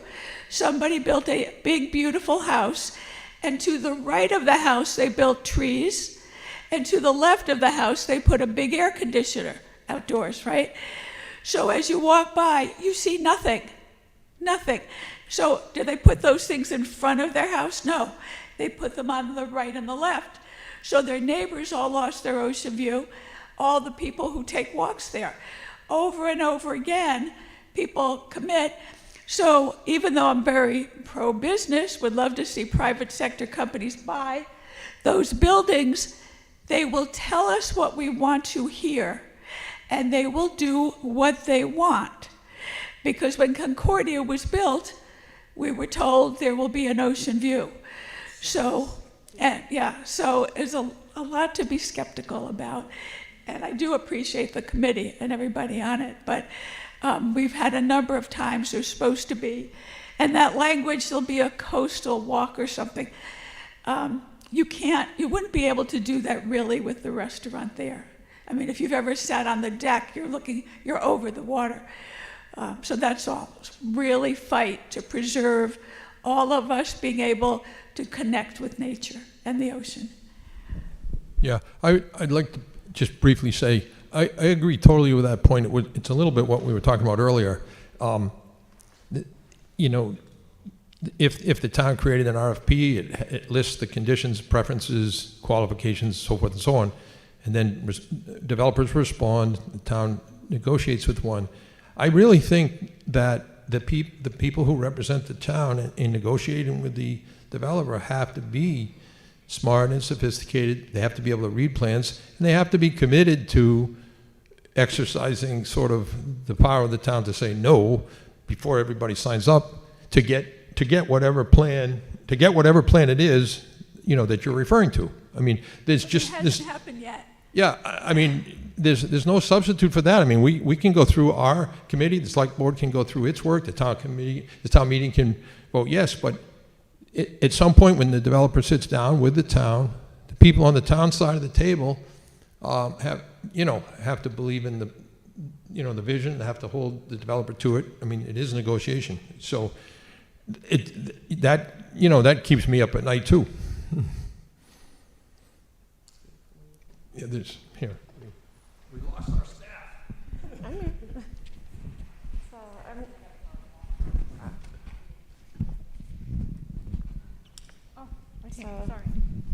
Sorry. I'll go, then you go. Sorry. Thank you. Hey, I'm Dan from Upland Road. Just not my main point, but really quickly, the buildings, other than maybe these ones, looked a little too small to have 2 stories. If you kind of have elevators and stairs, that's going to take up a lot of your floor space. That could have been used for more tables if it's a restaurant or whatever else is going to go in there. My major point was this is more or less across the street from that boutique hotel that the town wants to have, correct, Hadley? Yeah. If we want revenue from that, whatever we build here needs to attract people that are going to stay in that hotel. So the Open Space Committee had a good point about how other towns charge $5,000 to $10,000 to rent out their parks for weddings. You know, I had a wedding I paid a lot of money to rent out a public park for, and it's true. You can have the rehearsal dinner at Mission on the Bay. You can have pictures with the Boston skyline, the Hunt Bay in the background. You can have photographers come in, florists come in for businesses in the town. So I think that a wedding site here would be a really great use of the space. And when weddings aren't taking place, it could be a good third place to have like a brewery or comedy shows or a cafe to hang out in, things like that. So you got to think about like, what do you leave Swampscott for? Like, I like to go up to Beverly. They got the Cabot and the Off Cabot for comedy shows. We could have something like that for events here, so people don't have to leave town. They can stay here, keep their money, in town. I think when you do drive by the site, it does have to be clear there's a park in the background. So that's another reason I'm not in favor of having 2 or 3 stories. You got to be able to tell that there's something back there to go see. I just recently moved here. I came from Medford, and I know there's a lot of vacant shops around in a much more populated area. So I'd be really concerned about what businesses and how you're going to get businesses to move here and stay here and not have turnover. Okay, thank you. Hi. Is this on? Yep. Hi, Gina Cobbett, Walnut Road. I have been around for a long time, grew up in the area, and have been walking on Humphrey Street since I was probably a kid. I don't find that walking on Humphrey Street is as pleasant as it was 25 years ago. It is a canyon. I know you don't see that, but I walk it 5 times a week, if not more. It's dark at certain times of the day, and I walk it at 5 a.m., I walk it at 6 a.m., I walk it at 10 a.m., I walk it at 4 a.m. and 8 p.m. It's not pleasant to walk by anymore, and I had the opportunity to live near there for a while. It was beautiful then, but it's changed. We put more buildings in and don't have that beautiful open space. I think we are going to miss that one-in-a-lifetime opportunity. We don't need, probably, all the beautiful things you're adding to that park, as nice as they are.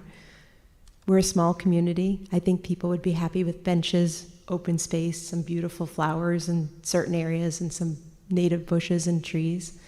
I don't know if anyone's familiar with it, but my daughter just finished her Gold Award, and she made a beautiful section at the conservation near Muskrat Pond, where she took fallen down trees sections and made like places where kids can walk across and a bench. It doesn't have to be sophisticated to be nice. It doesn't have to be super fancy with a beautiful fountain. It can be simple and still beautiful, and probably a little more responsible to maintain. Because yeah, it is hard for our small community to keep up with everything we do have. And I know there's a lot of people in town that would probably be happy to volunteer and help, and also help build things. I mean, many years ago, we built a park over near where the football field is in the parking lot, and we had adults, we had kids from the high school, the middle school, and they built this really fun park for the kids to play at. I know there are kids and adults in this town that would be happy to donate time or help or things to build things with. But we don't have to have it as fancy. You could simplify it more and still have it pretty for a venue of weddings or people having just birthday parties for their kids. But the open space would add to the town and the community and allow us to enjoy what we have here, which is unusual for a lot of other places. But thank you for your work. I know you guys have worked really hard, and they are beautiful drawings and renditions. And it's nicer than what's there. And I have nothing against the restaurant, but when I thought about us purchasing that property, I thought of it as a nice place for families to go and have a picnic. You know, it's hard to find cheap, and yet enjoyable places for families these days, and that would be a nice opportunity for our town and our community to be able to just congregate there, and like other people have said, have festivals and other additional things there. But I appreciate that, and I hope we're able to do something that's good for the community in the end.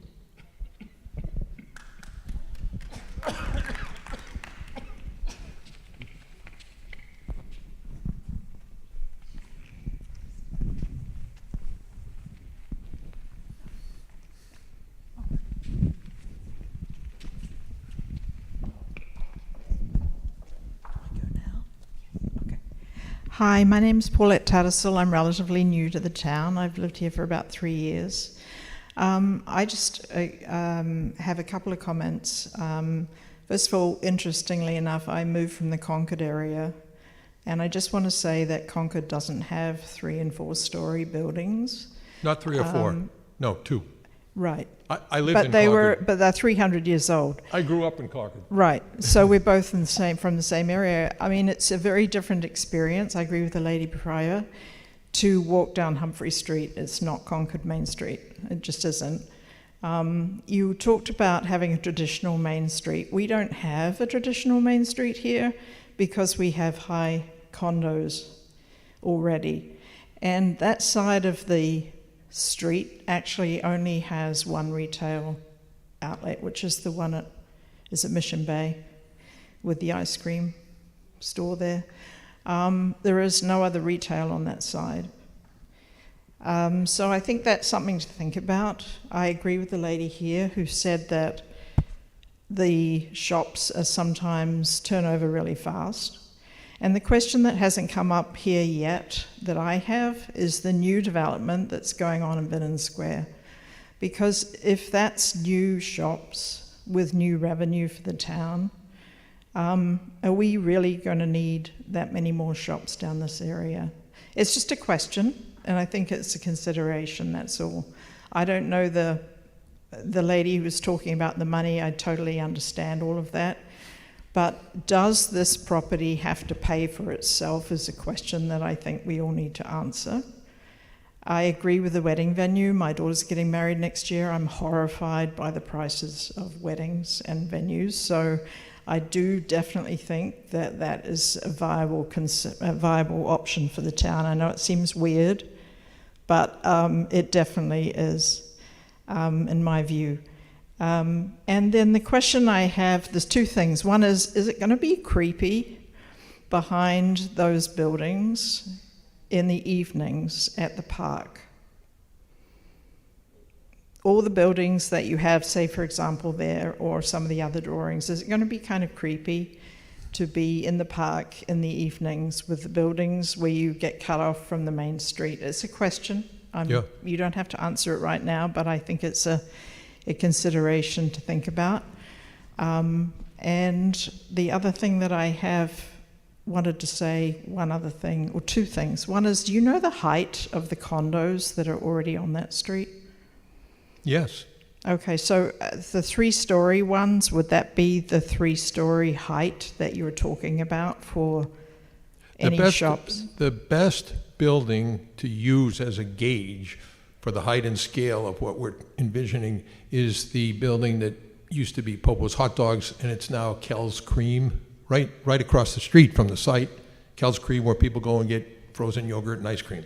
Mm-hmm. So that building is probably, I don't know exactly, but it's probably 32, 33, 34 feet tall. It's a 3-story building, wood structure. I don't know if you guys can think about it. It's 40 feet wide and it's 55 feet deep. And that's, very much in the vocabulary of what we've drawn. So that's the height. That's your question. Okay. Yeah. Okay, so we'll take a look at that. The other comment I did have was, is there any chance of a public-private partnership where we pay for that second lot through GoFundMe or something like that? Give everybody the opportunity. This is a once-in-a-million opportunity to buy 2 properties that are just unbelievable for the town. And it seems such a shame not to think in terms of other people wanting to donate money or resources or time to these properties. So I hope that these committees that you guys are doing and the selectmen would think about that as an option rather than the town having to pay for everything. Now, I don't understand the implications of that, tax-wise or anything like that, but it seems like that would be an opportunity. So thank you very much for your work, because I know these things take a lot of time. I appreciate it. Thank you.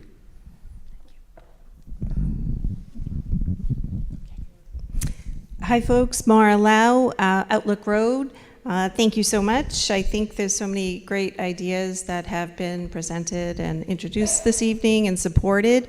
To throw my support in, I'm certainly in support primarily of a park scenario, although, I've sat in several of your meetings for the group. I do see that we could benefit from a public building that could be multi-use, that could be year-round, more of a long, deeper building that, we have such a robust market on Sundays at Town Hall. This could be all year round. The building could house a variety of, kind of an indoor-outdoor feel.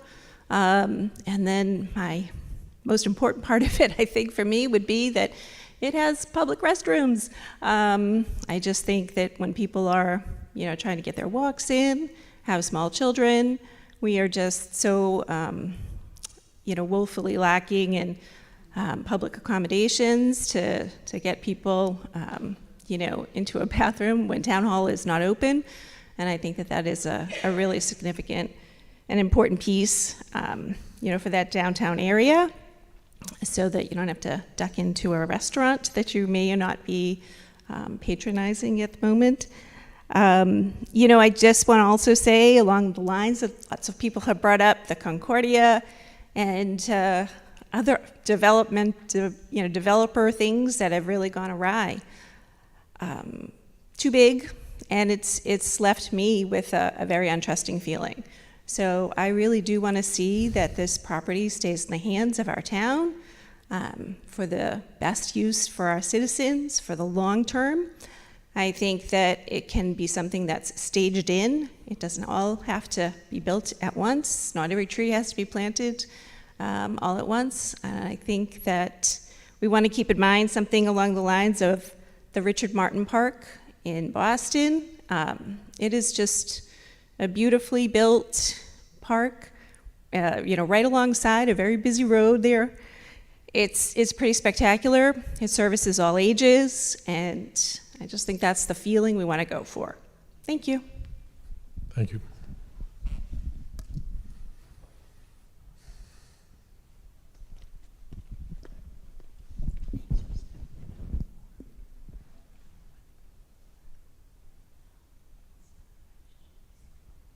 Is there anybody else that would like to say anything?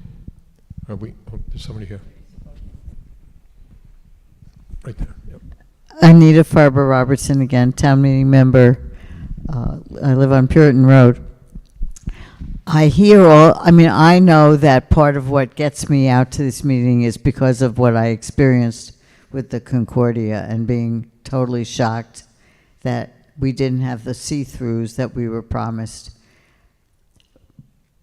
But I hope we learned from that.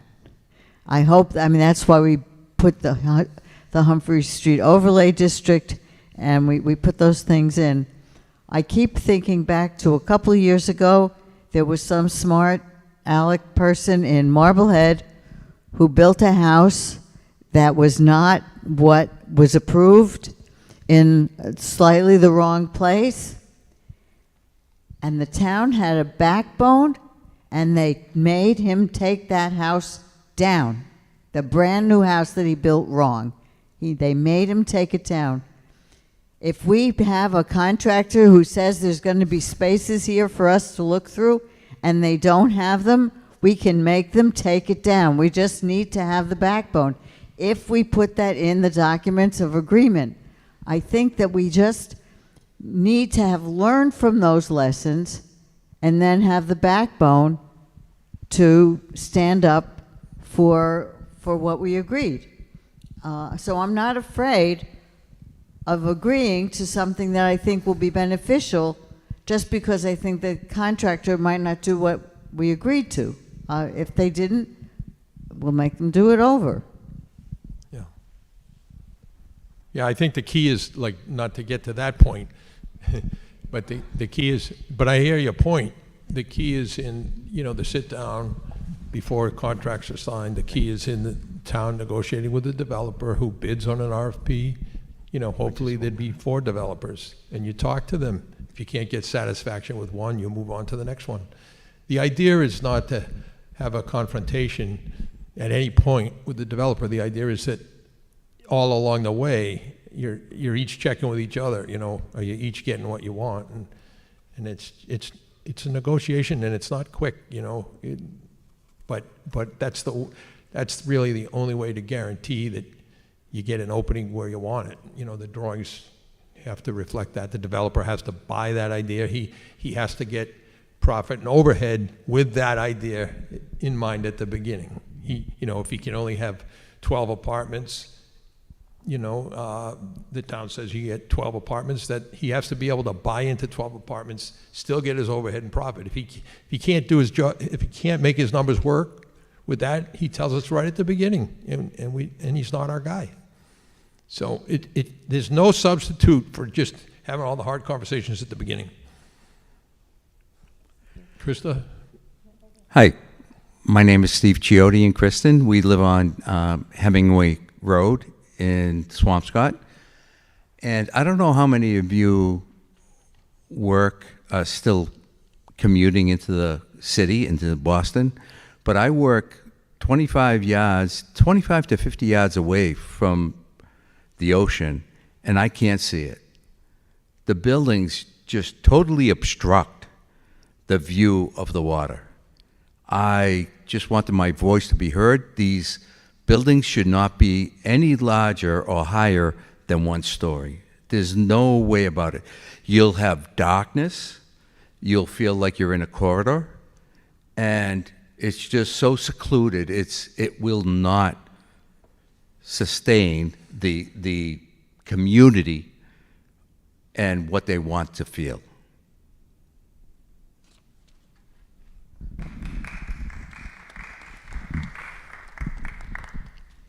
Well, you know, I don't know what to say. If you have a 1-story building, you can't see through it. So but you can't. You see the light. Yeah. You see the sky. Well, if the sun is overhead, if the sun is overhead, it's. Thank you. No, Yeah. sorry. Thank you. Thank you for your Yeah. comments. No, let me just say something and then give the mic back if you want. Yeah. Okay. Any case, your comment is noted. Okay. It's just it's hard for me not to say. You know, I don't want to refute your comment, but it's hard for me to just hear you say that. I live on Oak Road. I take a walk every day, and at various times, and I walk from the Fish House to Lynn's Red Rock Park and back. I mean, I see people in the audience who see me every day who are walking. So I'm not making this up.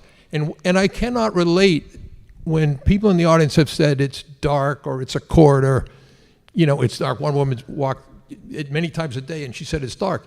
It is the opposite of dark. I mean, whichever plan you like is fine. It's just hard for me to understand your reasons when you tell me it's dark, because I don't know what to do with that.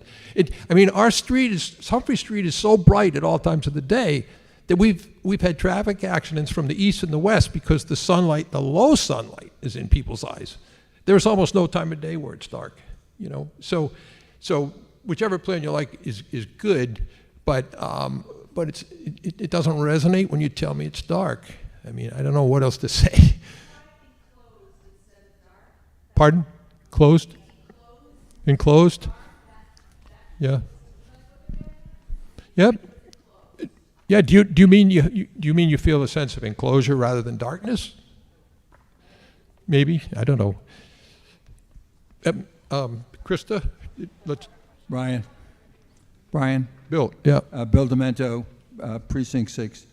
I wouldn't want anyone to leave here tonight thinking the town of Marblehead has any more backbone than the town of Swampscott. Because, in fact, that Johnson case where the house was torn down was the result of the next door neighbor taking it to court and having it torn down, not the town of Marblehead. Right. I remember that case very well. It took a long time to get that house down. And a lot of dollars on the part of the abutter. I don't mean to make more work for you, but given the height discussion that we've had tonight, would it be helpful for somebody to draw a rendering of what it would look like with the height, rather than this bird's eye view? Yeah, actually, our committee had a town planner come in and he mocked up some photographs of Humphrey Street, looking back, standing in front of Mission on the Bay, and then looking back slightly uphill. And he showed us what a one-story building looked like, a two-story, and a three. And you know, we were not dismayed by what it looked like. There is a sense of enclosure, if you want to say that word. There is a sense of enclosure and definition that is created to a street by 2 and 3 story buildings on each side. But sort of paradoxically, town planning likes that. I mean, it's sort of, this is very interesting, you know. I mean, I come from a town planning background. We seek out openness and enclosure. You know, we actually look for a sort of a rhythm. You know, people, you know, if you had a town planner here, he'd say it's really nice. You start up at the Rotary by Nahant, you drive along or walk along, either way, past Red Rock Park, and then you're walking along or driving along, and to your right is this wide open vista of the ocean. This is a town planner talking. And he'd say, it's wonderful. It's like this huge sense of freedom and limitlessness. But then you hit Mission on the Bay, and all of a sudden, there's a, you know, if we filled the gap in, the idea is that all of a sudden there is a sense of enclosure. Not darkness, you know, not canyon, but a definition. And so the street would march along, the Humphrey Street would march along, and then you'd get to Fisherman's Beach, and all of a sudden you pop out, right? And then on your right, there's openness again. So it's, town planners think about rhythm, and they think about sequence of moving through spaces in a sequence. And so the idea of definition to the street, especially if it's a retail, you know, if there's some little intensity of retail shops, however small, you know, there's a vibrancy there. And it's not the vibrancy of the openness where the ocean is open on your right. So it's you know, the town planner would say, you pass Mission on the Bay, and then all of a sudden the street, he would say the street leaks. The street leaks out onto the asphalt of the Hawthorne. I mean, so this is, you know, it's interesting. It's just the way people feel three-dimensional space. You know, this just shows how much it can vary. The other interesting thing is people forget what to get used to. I'm sure in 1968, when the Hawthorne was first built, a lot of the old timers probably said, man, this is terrible. I'm sure they did, right? There's a big parking lot, it's open. It's like, what happened? The view's blocked. Whereas prior to that, there were buildings along the street, you know, from 1900 to 67 was probably more the vision of the town planner. The buildings marched along both sides of the street. There were three. The post office was a 3-story building at the top of the hill, across from the Cassidy Insurance Company. So there's a 3-story building, and then there were 2-story buildings. And the Hawthorne restaurant originally was in a 2-story building right on the street, right on the sidewalk. So the original Hawthorne prior to 67 was on the street. And of course, prior to 67, everybody thought that was wonderful, because that's all, you know, that's all they saw, that's all they experienced. So it's interesting. I think if you're going to do another survey, then it would be great for people to see the rendering. Yeah, that is a good idea. The other thing that towns can do is, Thanks, I just want to say Yep. is that shops have garbage and everything, so Yep. I don't know where that would all be in these renderings. So again, you know, if it's the park side where they're going to put their garbage, or no, it'd be on the back. They'd be on the back of the buildings. yeah, I'm not sure where the back is, but yeah. Okay. Well, it could be between the parking lots and the buildings. One more question, comment. I do want to say something first. Respectfully, I am the town planner, so just want to chime in here for a bit. There are, different factors we do consider about main streets in this type of development, but tonight we're just here to listen. So thank you all for your comments. Thank you, Chris. Hi, thank you, Krista. Okay, Maura, let me just tick off the rest of the things here on my list real quickly, which was a lot of reiterations of similar points, which is my concerns for the retail aspect of it. And, unfortunately, post-COVID, we have become a delivery approach to shopping and not, a foot approach to shopping. So I do think that real full-time stationary shops may, would not be successful, but some type of a pop-up approach that could maybe live in that one-story, multi-use building that, my brain is envisioning to be successful there could be, used for things certainly for the town, but also for other uses as well, and even potentially rent it out, certainly for some of the, other activities that people mentioned as a possibility seem terrific.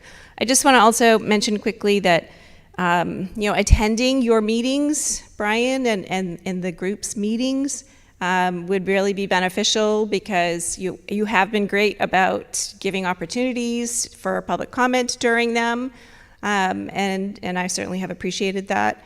So I just think as many meetings as we can all attend, either virtually or in person, really does sort of support, the idea that we are collectively coming to these determinations and that it's not set in stone by just a small group and that you're taking our opinions seriously,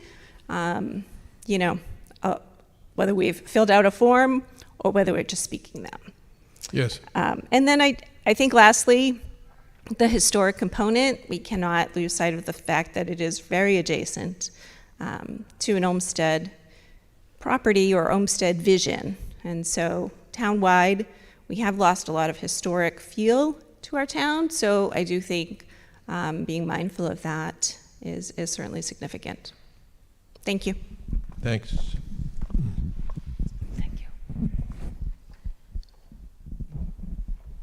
I don't think we have any more comments, Brian, so I think... Are there any more comments, or are we all set?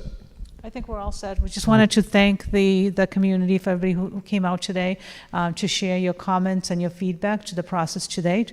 As Brian had mentioned, the committee is still working diligently to assess the comments we received today, really look at the renderings. So what we would like to encourage is for you to continue to stay in tune, take a look at the website, the project website. As Mara had mentioned, attend the meetings. We'd love to hear additional feedback and comments. We'll go back and regroup with the committee and come back to all of you and perhaps with another survey or try to figure out how do we capture the information that came in today and how do we gain additional insight from the renderings or the discussions that we have had today. So thank you all for coming. As you walk out, there are the larger scale of the renderings if you want to take a look at them. Thank you. Thank you.